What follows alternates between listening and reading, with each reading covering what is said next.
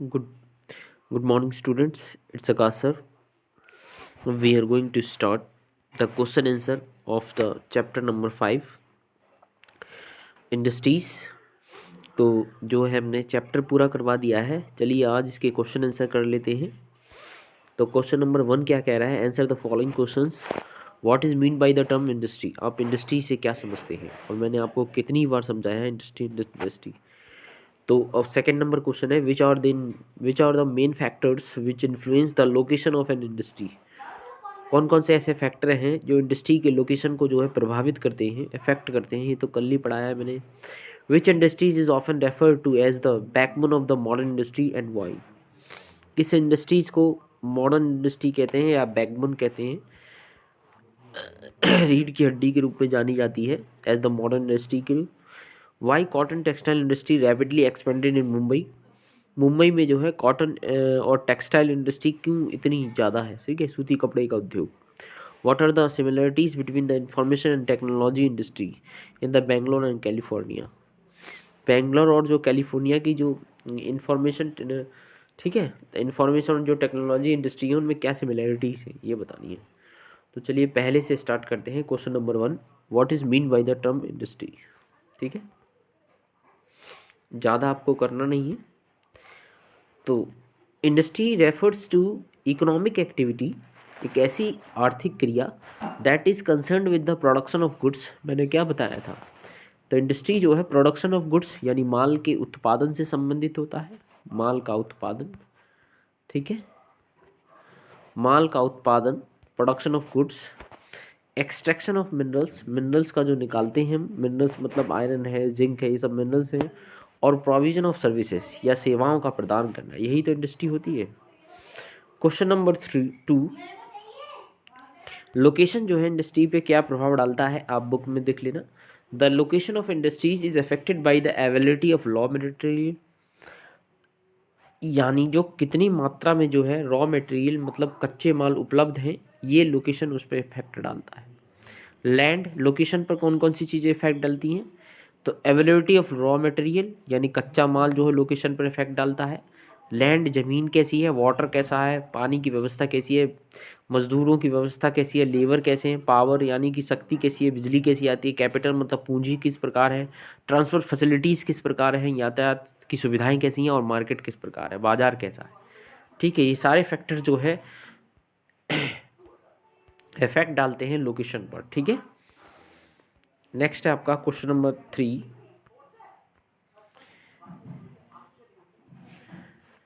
Question number 3 एक बार आप देख लो क्या है, क्या कह रहा था?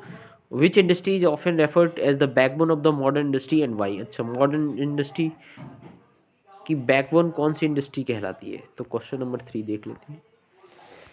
ये है जी क्वेश्चन नंबर 3 बच्चों आपका। तो ships, trains, trucks and the automobiles are made largely of steel. ज़्यादातर ये स्टील से बनाए जाते हैं। From safety pins to big ships are made from steels. Safety pin की सेफ्टी की वजह से जो बड़े बड़े जहाज हैं वो स्टील के बनाए जाते हैं। ठीक है, oil wells are drilled with steel machinery. Oil mill मतलब जो कुएं खोदे जाते हैं, आप समझ रहे हो? स्टील जो है, स्टील उद्योग इसका सही उत्तर है। बस हम डिफाइन कर दे रहे हैं इसको। जो बड़े बड़े तेल के कुएं जो है स्टील के थ्रू, स्टील मशीनरी के थ्रू खोदे जाते हैं। Steel pipelines transport oil, steel के पाइपलाइंस के थ्रू ऑयल का ट्रांसपोर्टेशन होता है एक जगह से दूसरी जगह। ठीक है, नेक्स्ट है minerals are mined with steel equipments. Minerals जो है खोदे जाते हैं इस तरह से ज़मीन में से। ठीक है, वो भी स्टील इक्विपमेंट्स के थ्रू खोदे जाते हैं। आगे farm machines are mostly made of steel. सबको पता है जितनी भी खेती करने वाली मशीन है ज़्यादातर जो है स्टील की बनी होती हैं। आगे है large building have steel framework. Large buildings जो होती हैं उनका स्टील का फ्रेमवर्क होता है ना, तभी तो वो इतनी बड़ी खड़े कर देते हैं। ठीक है, जैसे वर्ल्ड ट्रेड सेंटर थी जिसपे उसामा बिन लादेन ने बम 2 जहाज घुसाए थे, इस तरह से एरोप्लेन जो घुसाए थे, उसका कारण ये था क्योंकि उसे पता था कि स्टील जो है आग लगने से गल जाती है, तो उसने जहाज ऊपर वाले माले में घुसाए। ठीक है, जिसके कारण स्टील पिघलती गई और बिल्डिंग अपने आप गिर गई। क्वेश्चन नंबर 4 देखते हैं।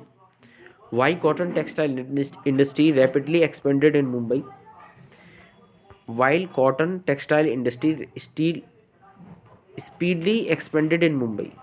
तो आज थोड़ी मेरी तबीयत ख़राब है दोस्तों, इसलिए मेरी आवाज़ ऐसी हो रही है, तो उसके लिए आई एम वेरी सॉरी। तो cotton textile industry expanded rapidly in Mumbai initially because of the presence of lot of favourable conditions. Favourable condition है वहाँ पे, बहुत सारी सुविधाएं हैं, इसलिए जो है कॉटन टेक्सटाइल इंडस्ट्रीज़ वहाँ पे है। ठीक है, फेवरेबल मतलब अनुकूल परिस्थितियाँ हैं कॉटन टेक्सटाइल के लिए। Warm and most moist climate, ये इंपॉर्टेंट है। वार्म मतलब गर्म, मॉइस्ट मतलब कैसा है, नमी वाला। ठीक है, गर्म और नमी वाला क्लाइमेट है।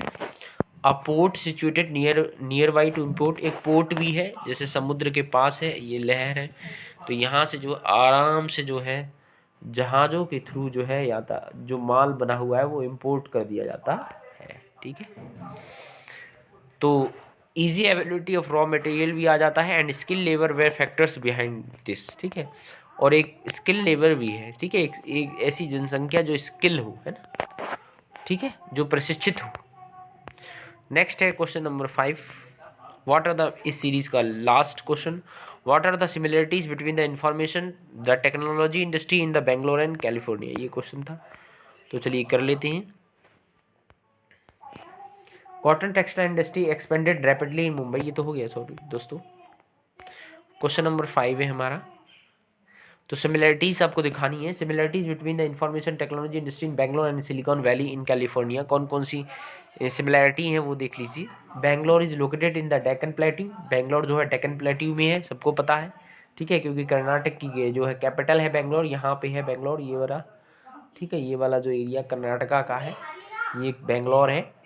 ठीक है, ये हमारा देश है, मैंने ये नॉर्मल बना दे रहा हूँ आपके लिए। ठीक है, डेक्कन प्लेट्यू में है आपका, सिलिकॉन वैली भी कहते हैं इसको। ठीक है, next to the Rocky Mountains. ठीक है, both have a clear environment, यहाँ ज़्यादातर जो है इन्वायरमेंट जो है क्लियर रहता है ना, आपको पता है दक्षिण भारत में है।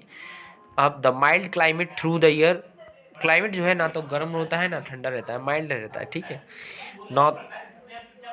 नेक्स्ट है close to educational scientific and technological centre, that is the main point. यहाँ पे educational scientific and technological centre है। ठीक है, close to major roads and airports, major roads हैं और एयरपोर्ट्स भी हैं। गुड एक्सेस टू मार्केट्स, ठीक है, मार्केट के लिए अच्छी सुविधाएं हैं एक्सेस करने की। स्किल्ड वर्कफोर्स, जो वर्कफोर्स है वो स्किल्ड है, यानी प्रशिक्षित जो है लेबर मिल जाते हैं। Low rents and low cost of living, low rents है यानी किराए सस्ते हैं, and low cost of living, जीवन जो है आप आराम से गुजार सकते हैं। लो कॉस्ट ऑफ लिविंग का मतलब ये है ज़्यादा महंगा भी नहीं है। तो थैंक यू वेरी मच, अब बताइएगा कैसा लगा। इसके जो है मैं आपको होमवर्क के रूप में जो है आपको टिक द करेक्ट आंसर दे रहा हूँ, आप मुझे प्रोवाइड करिए उसके आंसर।